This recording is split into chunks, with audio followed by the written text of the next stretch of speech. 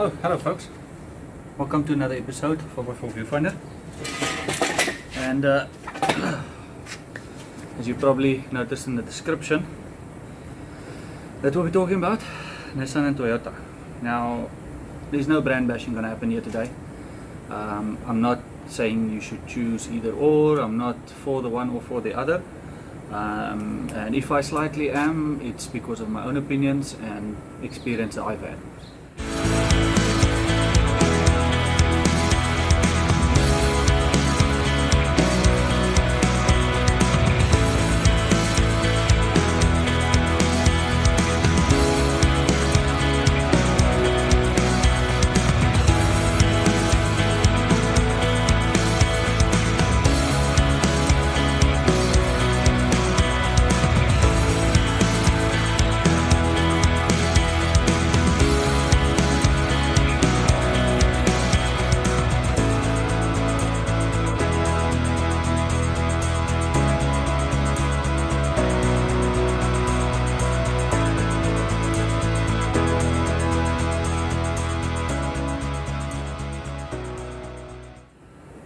Now, the elephant in the room. Why did I get a Fortuner and do away with the Pathfinder?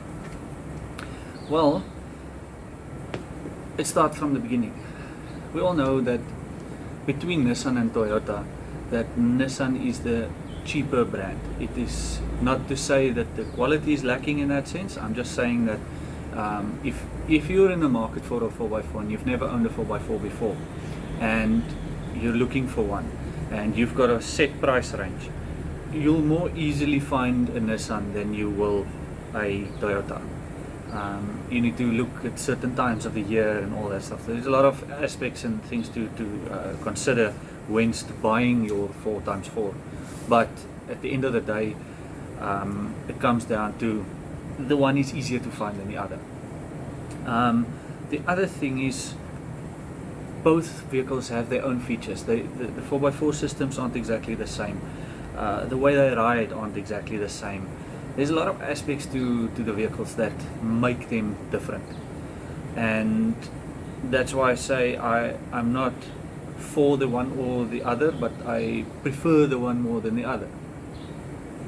I know it's a contrast and it's probably hard to understand. I'm still struggling to understand it. Short and long of the story is, we chose a Fortuner because of clearance. We chose it because of the ride quality, and you can say what you want, but the Fortuner still has much better ride quality than the Pathfinder does. The Pathfinder is very hard and solid. It does 4x4ing well. I'm not breaking that down. And one thing I like about the Pathfinder was the fact that I can switch between 4x4 high range, low range with a switch. That was nice. You don't have to worry about much things. You just switch it and it works.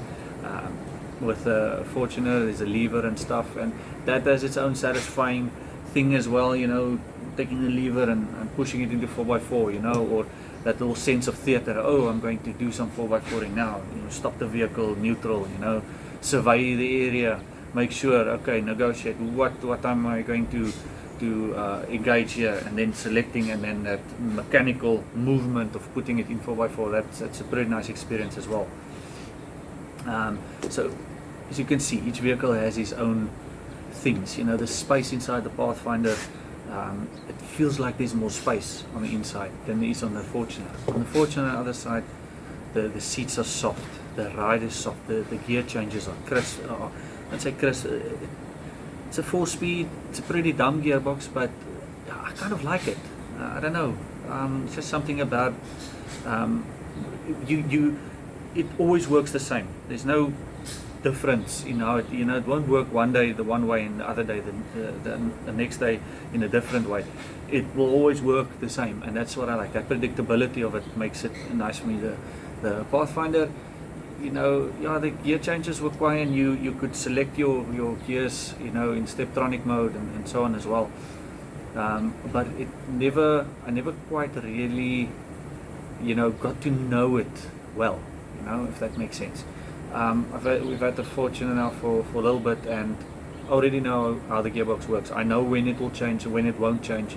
and what I need to do to make it change or drop or whatever the story might be. It's a simple gearbox, and that's pretty nice. The Pathfinder's thing on the other side was the power was there. That was something that was pretty nice. But yeah, folks, so coming back to why Fortuner again. I've always been a Toyota person, and the thing is with Toyota, you can't really go wrong quality and durability wise, and that's what Toyota's been known for all this time. There's a reason why. And I know the guys, the Nissan guys, are probably not going to be unhappy with me, you know, not choosing the Nissan again and all that stuff. But at the back of their minds, they also know, you know, if you're truly objective about this, if you're really truly objective about it, there is that differentiation between the two. And the other problem I had with Nissan is that we had the Navara, I think it was a 2011, 2012 Navara, many trouble-free years. That was a very awesome vehicle. We enjoyed it, very light on fuel, did all its jobs, but I've got nowhere to go now because, and you know, everybody's opinions on this, and this is my opinion and the way I see it. When I got into the new Navara the first time, and we drove it, we took a little test drive with it, I was disappointed. And I can't really put my finger on it. I can't tell you exactly what. I've got an idea, but I'm not exactly sure. It feels like that engine is working too hard.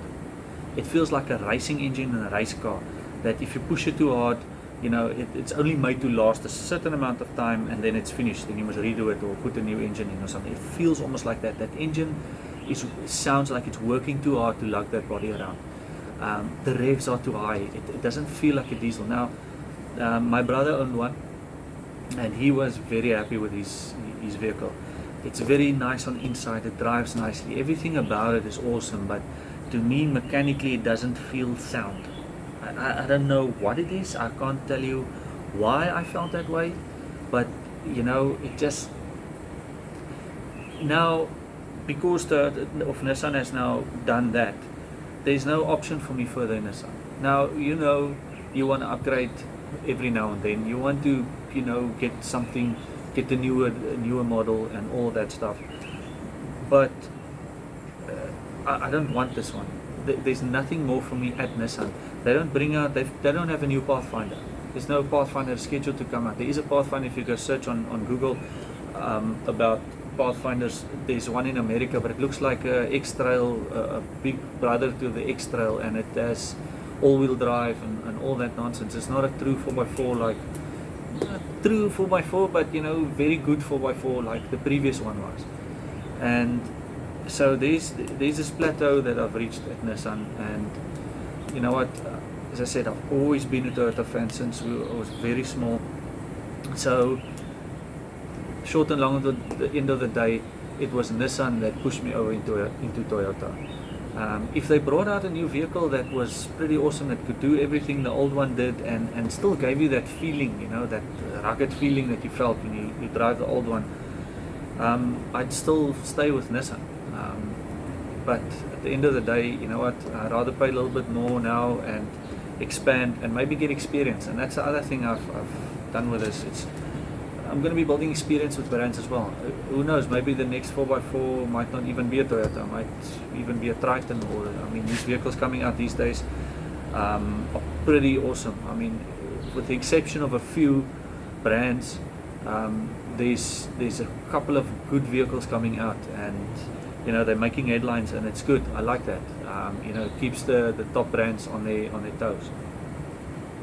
So yeah, folks, at the end of the day, it wasn't about the one is better than the other. It's about the plateau I've reached at the one. So yeah, I hope I don't lose any Nissan fans. I'm still a Nissan fan. I still like the old vehicles and stuff. But you know, maybe use this as a platform, because I'll be comparing subconsciously. I'll be comparing the two. You know, when we go on a 4x4 route and stuff, I'll tell you, the Pathfinder did this here, and the Fortuner does this here. Are they better or are they not? You know, There's also some other big developments that's going to be happening. I'm going to be going into the 4x4 accessory market. It's coming soon. I'll be selling a couple of accessories with my business. We're still busy in the processing phase and developmental phase with a couple of items we're considering to build. But I can tell you now, it's going to be good quality stuff, and the prices will be pretty competitive. So if you're into getting some accessories for your Fortuner or your Hilux, we're going to get there, and just hang on a little bit. It's going to be, let's say, a month or two before I'll start exposing what my plans are and my new business and all that stuff. So yeah, folks, thank you for joining me. It was very nice to have you here, and until next time, happy 4x4ing.